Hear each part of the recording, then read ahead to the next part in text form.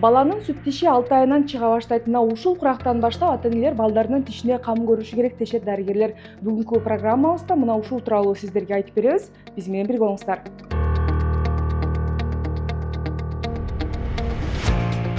У тебя зуб болит? Ночью болит, с утра вот это. Да? Они дергаются ночью, не дают спать червяки. Мы уже все перепробовали, чистили содой и солью. Делали, ничего не помогает. Ничего не помогает. Ну, давай посмотрим, да? Альбина. Биринчи стоматологко келгени 1 жашка чейин болуш керек. 6 айынан 1 жашка чейин келип, эне баланын тишин көрсөтүп, дарыгер болсо энеге үйрөтөт. Эмне кылыш керек, кантип тазалаш керек, кандай чара көрүш керек тиштери таза болуш үчүн.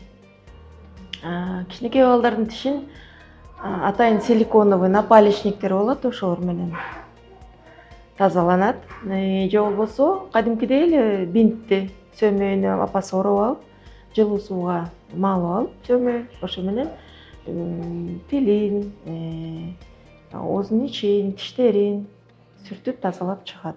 Анан 6 жашында тиштер алмаша баштайт, сүт тиштер постоянный тишке алмаша баштайт. Ошондо баланы алып келип герметизация деген процедура бар, герметизация кылыш керек. Ар бир постоянный тишине атайын герметиктер болот, ошолорду ичине куюп чыгат. Профилактический мероприятие болуп саналат да. 6 жашында биринчи малярлары чыгат, андан кийин 11-13 жашында экинчи малярлары чыкканда аларды герметизация кылынат. Кичинекей балдарга зубной паста колдонулбайт. Жумшак щетка без пасты бир 2 жашына чейин. Анан пастаны болсо аз-аздан бир буудайдай кылып эле, кичинекей эле буудайдай кылып эле тамызып алып эле ошо менен эле тазаланат. Без фтористый паста менен. Фтору жок паста менен тазалайт. Сүт тишти курт түшпөгөнгө аракеттениш керек. Эмнеден сүт тишке курт түшөт? Эң негизгиси бул гигиенанын жоктугунан. Экинчиси бул туура эмес тамактануудан. Жанагыдай газированный таттуу напитокторду беришет бала аталар. Таттуу конфеттерди беришет. Ошолордон кариес болот. Ошондой эле бутылочный кариес деген бар. Бала тезирээк уктасын деп, балага сүт, же болбосо сок, же болбосо таттуу ширелүү напитокторду берип коюшат. Ошондон бутылочный кариес болот. Негизгиси туура тамактануу эле, гигиенаны сактаса эле баары жакшы болот. Сүт тиш абдан керек. Эмне үчүн дегенде, биринчиден бала тамак жеш керек да, чайнаш керек. Экинчиден сүт тиш убагында алмашыш керек. Өз убагы бар, алмаштырууга өз убагы бар. Эгерде убагынан эртерээк алмашып калса, же болбосо жуулунуп калса тиш, анда туруктуу тиштери кыйшык чыгып калышы мүмкүн. Анда ортодонтко барып калыш ыктымал да, бир 10 жаштарында бала. Ошон үчүн сүт тишти дарылап туруш керек. Өз убагында, смена өз убагында болуш керек. Эгерде баланын гигиенасы жакшы болсо, гигиена полостерда, анда көп проблема уже арылат да. Биринчиден эртең менен кечкисин тишин тазалап туруш керек. Тиш пастасын алмаштырып туруш керек. Тиш щеткасын 3 айда, 2 айда бир алмаштырып туруш керек.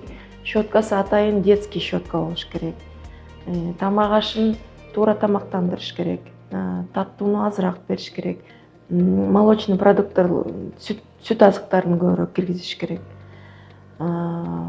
Айран, быштак, сыр, ошондой продуктылар, овощи, фрукты бул аябай ден соолукка пайдалуу болот. Пайдалуу азыктарга кирет. Бизде деле мына мектеп бар, мына айректин алдында өтүп аткан балдарга карасак, баары тең эле күлөк кармаган, баары тең эле конфет кармаган, баары тең эле баягы кондитердик азык кармаган балдар бар. Жок, мен жегиле деп айтпайм, жебегиле деп айта албайм. Бирок жегенден кийин эмне кылышын ата-энеси айтабы, айтпайбы билбейм да. Же болбосо тиги колунда турган жылуу суу менен оозун чайкап коюу деген жок. Көп учурларда ата-эненин дагы жаңылыштык бир ойлору бар да. Дарылаганда onu жылуу сал болду, бала эртеңки 1-2 саат эле басып атат, анан эртең бир күнү бизди баягы убакыт салбайт деп, колубузду байлабайт деп. Тиш балдардын тиш оорусу бул бир күндүк да бар, Андан да көп күндүктөр бар да. Же балдарды еришип келгенге эринишеби мен билбейм, же болбосо чындап эле убактылары жокпу, мен аны айта албайм. Көп учурларда тишим жылуу эле сал, андан кийин буйруган көрөбүз дегендер дагы тобокелдикке салгандар бар да.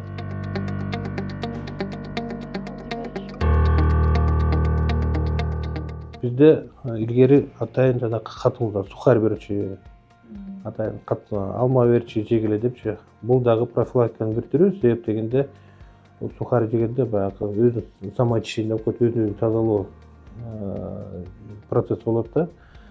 Катуу бирдеке жегенде, мисалы тиштегенде катуу неме, бул баары бир тиштин баягы бүлөсүнө басым берет да. Басым берген сайын бул баягы кан жүгүртүүсү жакшы болот депчи. Балдар аны эмнегедир ата-энеси айтабы айтпайбы билбейм, бирок балдардын андай кылганын көргөн жерим жок. Урматтуу ата-энелер, ушу балдарыңардын ден соолугу, балдарыңардын тишинин мындан кийинки аларга кызмат кылышы ата-энелердин колунда. Биз жардам беребиз, бирок негизи фундаменти ошо ата-энелердин мойнунда да. Эгер күнүнө могу тиш жугуч паста менен, тиш жугуч щетка менен ар бир бала жок дегенде эртең менен кечинде, эртең тамактан кийин, кечинде болсо кечки тамактан кийин бир 3-5 мүнөт убакыт көңүл бурса, бул тиштер өмүр бою бул кишиге кызмат кылып берет, жаш балага. Кийин кары картаганга чейин. Сейчас будем лечить. 493 токтомдун негизинде иштейси. Министрлер кабинетинде кабыл алынган мамлекеттик кепилдик программа деген бар да. Ошондо 10 жашка чейинки балдар, анан боюнда барлар, анан 70 жаштан өйдөнкү карлар деген токтому бар да. Ошол негизинде баарын эсептегенде биздин эмканада 69.000 жаран аттоодо турат. Анын ичинен эми 50.000 бул 10 жашка чейинки балдар болуп эсептелет да. Анда сырткары бизде мектептер бар. И бала бакчалар бар. Биз аларды дагы өзүбүзгө камтыганбыз, өзүбүз карайбыз да. Өзүбүздүн алдын ала чараларды могул биздин стоматологиялык баягы ооруларды болтурбоо үчүн алдын ала чараларды биз колдонобуз дагы, ошолор менен биз иштейбиз. Эң биринчи бул алдын ала чара да ооруну болтурган бул профилактика деп коет эмеспи? Ар бир оорунун бул профилактикасын иштеш керек да. Илгери баягы биз жаңы окууну бүтүп союздун убагында бул баягы профилактика деген жумуш жакшы жүрчү да. Ар бир мектептерге барып, бала бакчаларга барып, бул баягы определение гигиенический индекса деп ошол жерден ушундай иш-чаралар катуу жүрүшчү. Анан көзөмөл катуу болчу да. Кийин союз тарагандан кийин бул профилактикалык жумуштар кичине басыңдап калган да. Ошон үчүн алдын ала ар бир баягы оорунун алдын ала бул профилактикада. Ошон үчүн буну биз мындай жакшы көзөмөлгө алып күчөтүшүбүз керек да.